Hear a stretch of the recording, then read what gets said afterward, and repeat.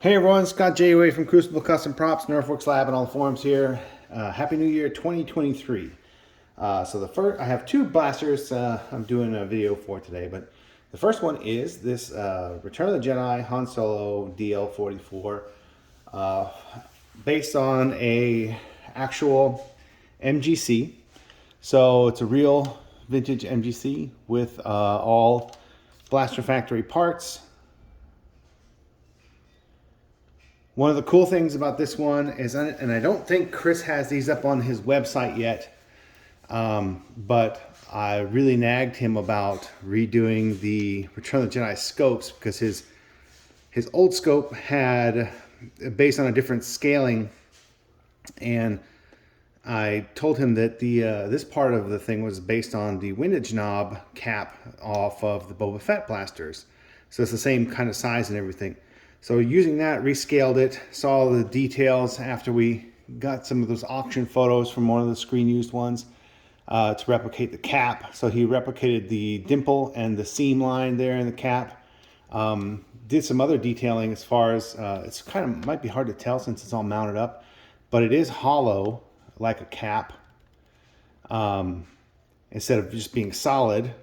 And this is one of the lensed versions. So, and also the screw, the flat-headed screw that's been cut. Now I've been making those myself, but now that's part of his kit as well. And this is the correct new scope.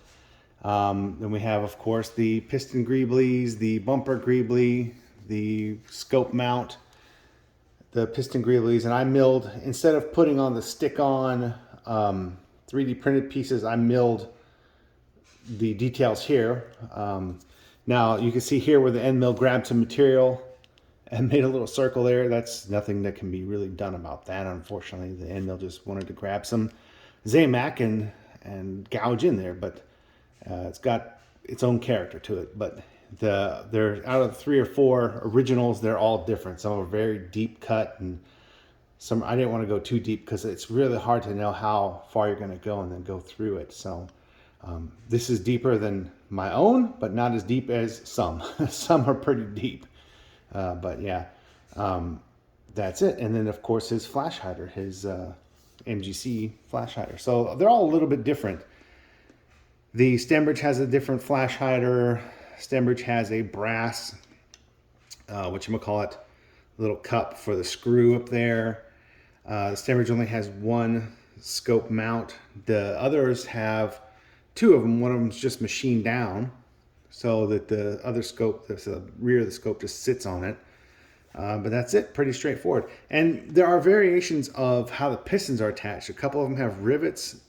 One of them has a big screw through the bumper, but this is the one that doesn't. So this one has the Phillips heads like one of them, and the bumper without the screw in it. But there it is. It's a fully functioning MGC. This one had something break on the inside. Now these old MGCs, they get brittle. The internal pieces get really brittle.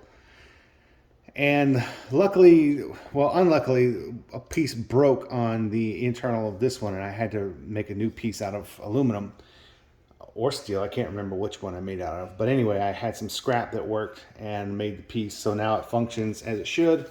There is no follower there, so this can just be played with at leisure. But yeah, it's great.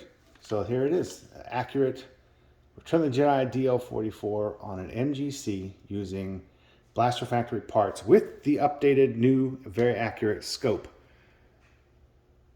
So until people find out which exact cap this is and find them, it's probably going to be pretty hard to, but this is the next best thing. This is made out of aluminum.